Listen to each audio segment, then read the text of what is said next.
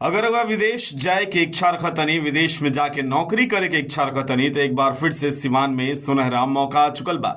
जी हाँ, रुआ के बता दें कि पलक इंटरनेशनल टूर एंड ट्रेवल्स जौन की पलक बुद्धा ITI पपौर में संचालित होला, वहां पर एक बार फिर से एम्प्लॉयमेंट वीजा आइल बा और ढेर सारा बहाली आइल बा और ढेर सारा कंपनी के क्लाइंट इंटरव्यू होके जा रहल बा।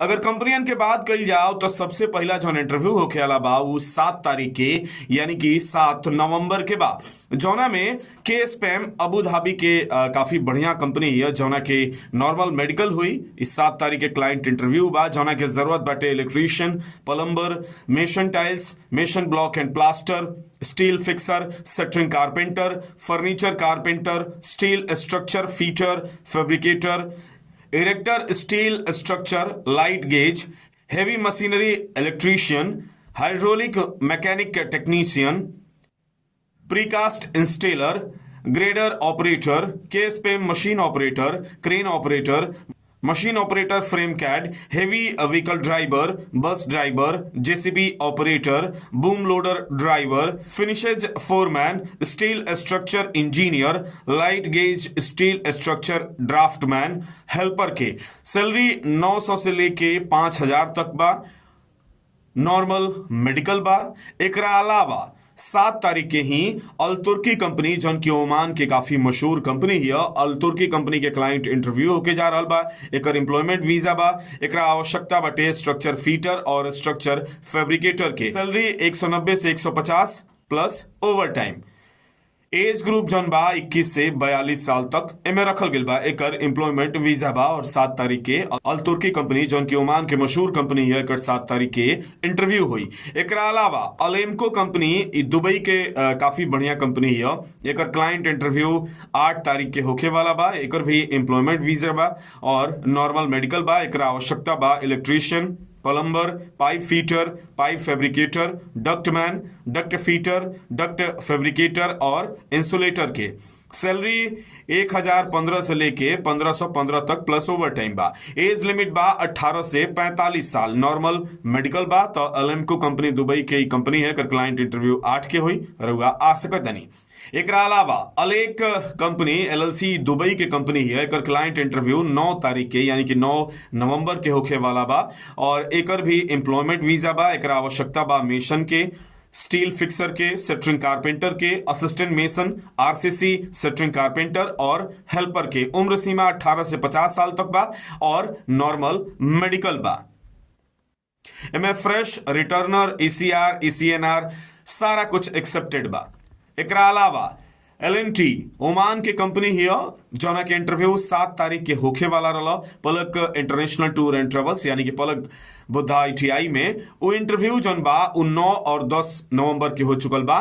9 नवंबर के LNT ओमान के कंपनी भी आकर क्लाइंट इंटरव्यू हुई और क्लाइंट इंटरव्यू जौन बा एकरा आवश्यकता बाटे pipe fitter, pipe fabricator, structure fitter, structure fabricator, gas cutter, grinder cum gas cutter, rigger, QB, welder GTAW, welder 6G GATW, welder MIG और arc, welder MiG, welder FCAW के। एकर उम्र सीमा जौन बाटे 21 से 42 साल तक बा और सैलरी जौन बाटे 100 से लेके 140 तक बाटे प्लस ओवर टाइम बाटे।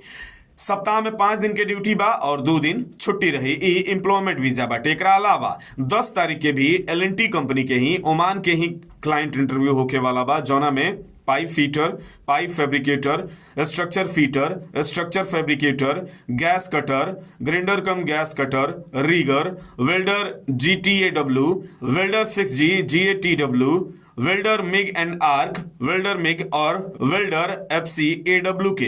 एकर भी सैलरी 100 से लेके 140 तक बा प्लस ओवर टाइम। सप्ताह में 5 दिन के ड्यूटी बा। एज ग्रुप 21 से 42 साल तक के बाटे। एकरा अलावा NPC Trojan company LLC UAE के कंपनी ही है और एकर क्लाइंट इंटरव्यू होखे वाला बा 11 नवंबर के, जौना के जरूरत बाटे centering carpenter, steel fixer, assistant steel fixer और कारपेंटर के। सैलरी 1000 प्लस ओवर टाइम बाटे।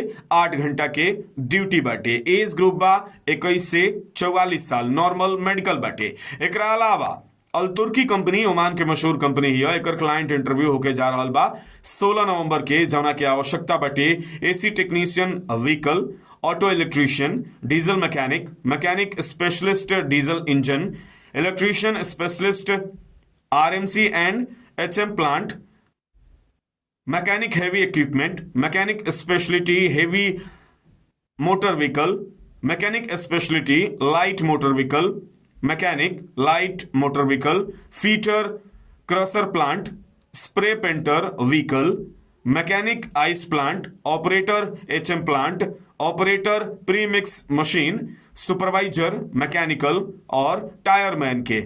एकर भी सैलरी 90 से लेके 400 तक के बाटे और प्लस ओवर टाइम बाटे। एज ग्रुप 21 से लेके 42 साल तक के बाटे, नॉर्मल वीजा बाटे।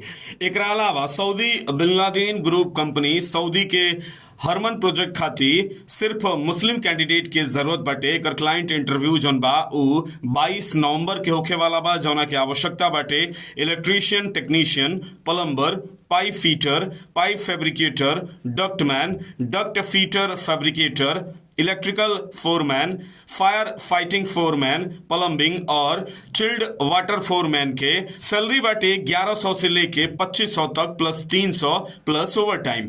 एज ग्रुप बा 21 से लेके 44 साल, 8 घंटा के ड्यूटी बा प्लस ओवर टाइम बा। तो इस सारा कंपनी के क्लाइंट इंटरव्यू होके अलावा एक बार फिर से ध्यान दी कि जौन 7 नवंबर के इंटरव्यू होके अलावा एलएनटी के उ 9 और 10 नवंबर के हुई पलक बुद्धा आईटीआई पपौर में। तो रउआ भी अगर विदेश जाए के इच्छा रखतानी तो रउआ जाई, क्लाइंट इंटरव्यू दी और अगर सिलेक्ट हो गए नहीं तो सब कुछ जांच पड़ताल करके विदेश जाई। विदेश जाके नौकरी करी, पैसा कमाई और अपना घर में खुशहाली लाई।